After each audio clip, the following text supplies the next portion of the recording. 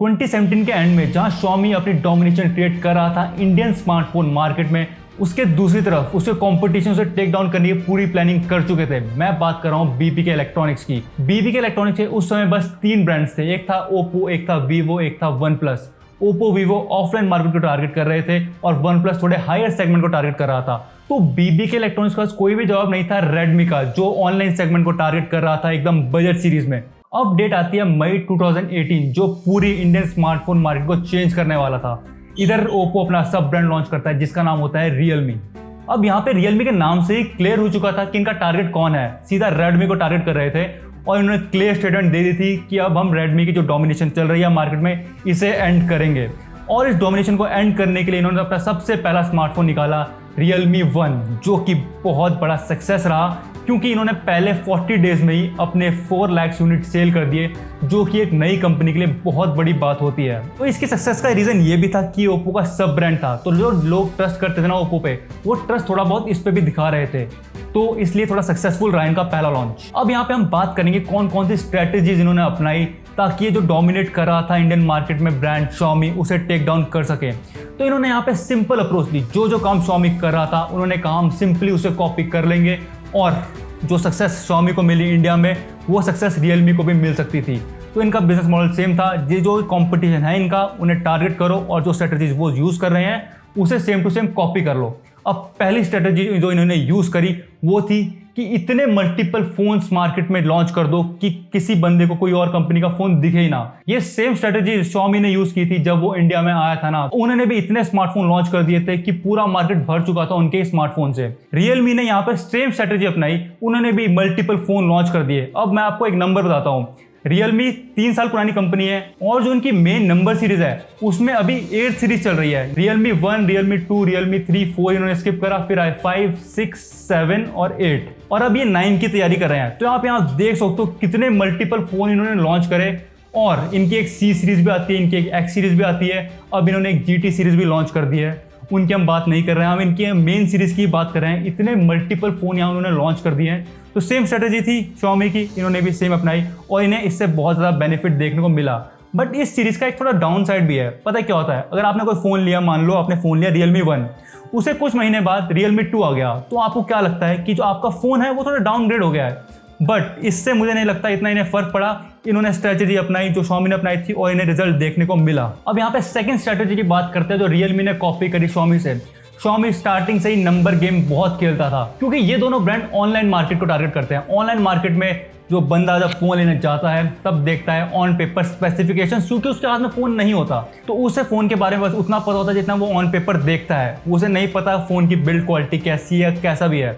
तो बस उन्होंने भी सेम नंबर गेम खेला और उन्हें भी बहुत ज़्यादा फायदा देखने को मिला। आपको यहाँ पे एक नंबर गेम का एग्जांपल बताता हूँ। अब जब Redmi ने Redmi Note 7 Pro लॉन्च किया तो उसमें प्रोसेसर दिया 675, जो उस समय बजट सेगमेंट में बहुत पावरफुल प्रोसेसर था। तो Realme को अपना फोन लॉन्च करना था जो कि था Realme 3 Pro, तो उसमें वो सोच रहे थे कौन सा प्रोसेसर डालें। तो उन्होंने प्रेफर किया Snapdragon 710, जो कि रॉ पावर में भले ही 675 से कम था बट वो था 7 सीरीज का प्रोसेसर। तो उन्होंने लॉन्च में क्लियर बोला, you know that 7 is greater than 6, सो हमारा प्रोसेसर ज़्यादा अच्छा है। तो यहाँ पे उन्होंने क्लियर कर दिया नंबर गेम और यहाँ पे उस चीज़ का उन्हें बेनिफिट फिर से देखने को मिला। अब यहाँ पे थर्ड स्ट्रेटजी की बात करते हैं Realme की, अपना इकोसिस्टम बिल्ड करना। अगर आप Xiaomi की वेबसाइट में जाओगे तो आप देख सकते हो उनके वैरायटी ऑफ प्रोडक्ट्स हैं, वो टीवी से लेकर, ईयरफोन से लेकर, मोबाइल से लेकर हर चीज़ बनाते हैं।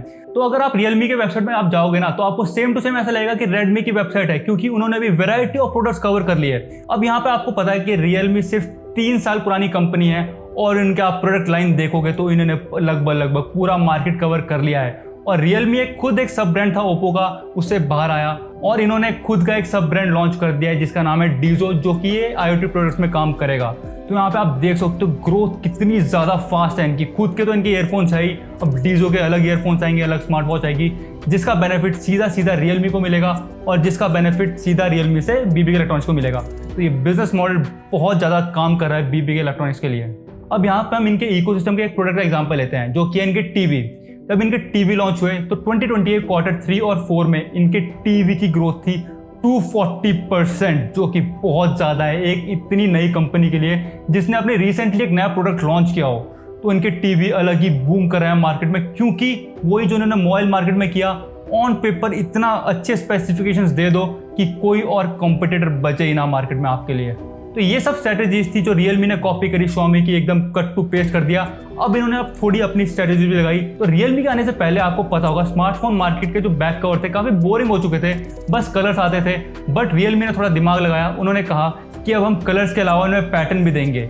और इनके जो लॉन्च इवेंट होते थे इनमें वो मेन फोकस करते थे कि अपने बैक पैनल में हमने बहुत मेहनत की है और हमने डिज़ाइन तैयार किया, और डिफरेंट डिज़ाइन हर मोबाइल के लाते थे। अब मे बी आपको डिज़ाइन पसंद ना आते हो, बट एक बहुत अनटैप्ड ऑडियंस थी जिन्हें डिज़ाइन चाहिए थे, बट मार्केट में उन्हें ऑप्शन नहीं मिल रहे थे।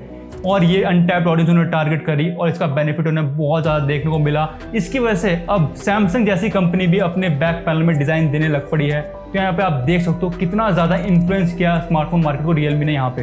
अब यहाँ पे रियलमी एज अ कंपनी की आपको एक थिंकिंग बताता हूँ जिससे आपको पता लगेगा कि रियलमी अपने कॉम्पिटिशन को कितना ज़्यादा सीरियसली लेता है। पहली बात, जब रियलमी आया ना मार्केट में तो Xiaomi पहले से डोमिनेट कर रहा था। तो Xiaomi अपने डब्बे में लिखता था Indian number 1 smartphone brand.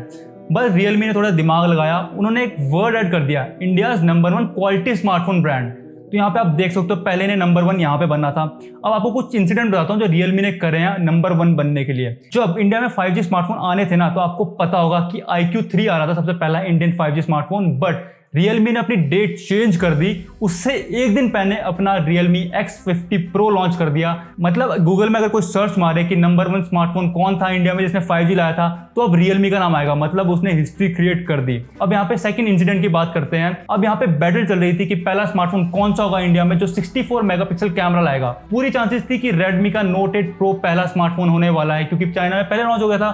But Realme ने फिर से अपनी चाल चली और अपना पहले ही स्मार्टफोन लॉन्च कर दिया। फिर से अगर आप गूगल करोगे तो आपको रियलमी का नाम ही देखने को मिलेगा, first phone to launch in India with 64 megapixel, जो कि था Realme XT। तो यहाँ पे इन 3 इंसिडेंट से क्लियरली पता लगता है कि रियलमी को कितना शौक है नंबर 1 बनने का। अब यहाँ पे आगे बात करते हैं। जब रियलमी इंडियन मार्केट में आया तो एक काफी डिफरेंट अप्रोच के साथ आया था। ये काफी यंग जनरेशन को टारगेट कर रहा था। और जब इनके इवेंट भी होते थे ना, जब कोविड से पहले ऑफलाइन इवेंट होते थे, तब ये लोगों को बुलाते थे, एकदम इनका इवेंट होते थे, मस्त मस्त वहाँ फोन दिखाते थे, फोन रखे होते थे। तो काफी इंटरेक्शन होता था रियलमी के कंपनी का और लोगों का। तो रियलमी वहाँ लोगों का काफी ट्रस्ट जीता गया और खासकर यंग जनरेशन का ट्रस्ट जीता गया, जो कि फोन अपना रेगुलर अपडेट करती रहती है। और रियलमी को वही चाहिए था, वही ऑडियंस ये टारगेट कर रही थी कि यंग जनरेशन इनके पास आए और वो बार बार फोन अपग्रेड करें और उनका प्रॉफिट बनता रहे। और जो पूरे बिजनेस मॉडल के मास्टरमाइंड है ना, माधव सेठ, जो रियलमी के सीईओ हैं इस समय इंडिया और यूरोप के, वो काफ़ी इंटरेक्टिव है। इनका आपको पता है आस माधव करके एक ट्विटर में हैशटैग भी चलता है। वो वीडियो में आते हैं फिर और आपके जो कंफ्यूजन है वो क्लियर करते हैं। तो लोगों का यहाँ पे ट्रस्ट काफ़ी जल्दी बिल्ड कर रहा है रियलमी ये सब चीज़ें करके। अब यहाँ पे रियलमी ने एक न्यू स्ट्रेटेजी अपनाई है जो पहले नहीं अपनाता था। अब रियलमी यहाँ ब्लाइंडली एप्पल को कॉपी कर रहा है। अब मैं ऐसा क्यों बोल रहा हूँ, इनके जो नया लैपटॉप आया आप अगर देखोगे तो ये पूरा मैकबुक एयर की तरह दिख रहा है। इनका जो टैबलेट भी आया है वो भी पूरा आईपैड की तरह दिख रहा है। मतलब R&D जीरो, डिज़ाइन में लिटरली R&D जीरो करी है इन्होंने। और जो भी बाहर का था वो एकदम सेम टू सेम कॉपी किया। उससे क्या हुआ, इनकी कॉस्ट भी बची। अगर R&D में थोड़ा और पैसा लगाते तो शायद से जो लैपटॉप और जो इनकी टैबलेट की कॉस्ट है वो थोड़ी ज़्यादा होती। बट R&D जीरो करी इन्होंने और एकदम हूबहू कॉपी कर दिया एप्पल के प्रोडक्ट्स को। अब एप्पल की एक और टेक्नोलॉजी को इन्होंने कॉपी किया है जो कि है मैगसेफ। अभी तक मार्केट में आई नहीं है, बट इन्होंने प्रोटोटाइप दिखा दिया है कि हम फ्यूचर में अपनी ऐसी चार्जिंग लाने वाले हैं। तो सिंपल वही किया, same to same technology copy paste कर दी। इससे क्या होता है, इससे कंपनी का ना जो R&D का पैसा है वो बचता है और जो प्रोडक्ट्स होते हैं उनकी कॉस्ट कम हो जाती है। क्योंकि बड़ी बड़ी कंपनीज लाइक एप्पल और सैमसंग अपने सारे पैसा R&D में लगाते हैं, इसलिए आपको देखने को मिलता होगा कि इनके फोन थोड़े महंगे आते हैं। और जो रियलमी जैसी कंपनीज होती हैं ये थोड़ा R&D में पैसा बचाती हैं, दूसरी कंपनीज का थोड़ा कट टू पेस्ट कॉपी करती हैं, इसलिए आपको इनके थोड़े सस्ते प्रोडक्ट देखने को मिलते हैं। और इंडियन कंज्यूमर को उससे मतलब होता है कि मार्केट में क्या सस्ता मिल रहा है, उन्हें नहीं मतलब कि कौन सी कंपनी किससे कॉपी पेस्ट कर रही है। उन्हें चाहिए सस्ते में अच्छा प्रोडक्ट जो कि रियलमी लाकर यहाँ पे आपको दे रहा है। अब रियलमी इस टेक वर्ल्ड में ना नंबर 1 बनने के लिए थोड़े अनएथिकल चीजें भी कर गया।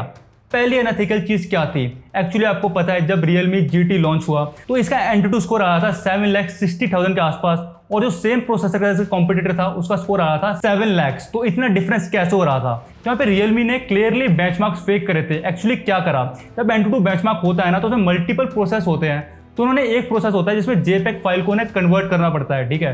तो उन्होंने वो प्रोसेस में थोड़ा घपला करा और उसे जल्दी कंप्लीट कर दिया, और उसका रिजल्ट क्या आया कि Antutu बेंचमार्क जल्दी कंप्लीट हुआ उस फोन में और उसका रिजल्ट अच्छा आया। तो थोड़े टाइम बाद इनका भांडा फूट गया और एंटूडू को पता लग गया और एंटूडू ने इस फ़ोन को 3 महीने के लिए अपनी लिस्ट से बैन कर दिया। तो ये तो था पहला सिनेरियो। अब सेकंड सिनेरियो की बात करते हैं। अब बांग्लादेश में लॉन्च हो रहा था नार्जो 30A।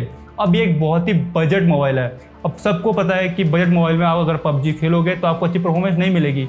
फिर भी रियलमी ने ट्राई किया कि इसे अच्छी परफॉर्मेंस दिखाएं लॉन्च इवेंट में। तो इन्होंने क्या किया, तो वहाँ पे जो गेमर्स आए थे उन्होंने उन्हें आईफोन पकड़ा दिया अपने मोबाइल के बदले।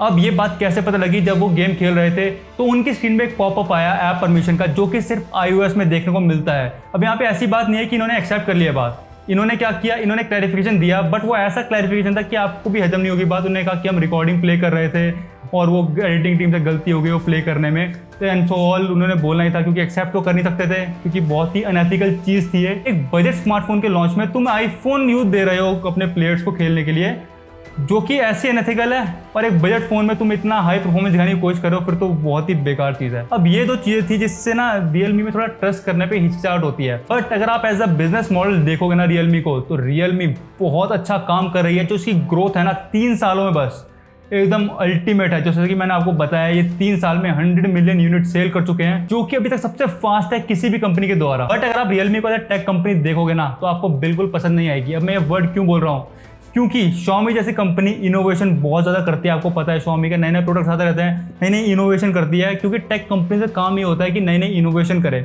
आपको बहुत रेयरली दिखेगा कि रियलमी का कोई इनोवेशन हो रहा है। आपको दिखेगा रियलमी अच्छे प्रोडक्ट्स बना रही है, बट वो टेक्नोलॉजी किसी और प्रोडक्ट में पहले से होगी और आपको थोड़ा सस्ते में प्रोवाइड कर देगी, इसलिए आप वो प्रेफर भी करोगे। तो अगर बिजनेस देखोगे तो काफ़ी बूम कर रहा है ये, बट अगर टेक कंपनी देखोगे तो आपको इतनी पसंद नहीं आने वाली। तो ये तो थी मेरी case study as a Realme as a brand के ऊपर। अगर आपको अच्छी लगी, आपको इन्फॉर्मेशन मिली हो जो मैंने दी हो, तो इस वीडियो को लाइक जरूर से कर देना। बहुत मेहनत लगी, बहुत R&D लगी इस वीडियो को बनाने के लिए, तो प्लीज़ आपके लोग लाइक होता है, बहुत मोटिवेट करता है। और अगर आप इस चैनल में पहली बार आए हो और हमारा कंटेंट आपको पसंद आता है, तो इस चैनल को सब्सक्राइब भी कर सकते हो। और मिलते हैं नेक्स्ट वाली वीडियो में। जय हिंद।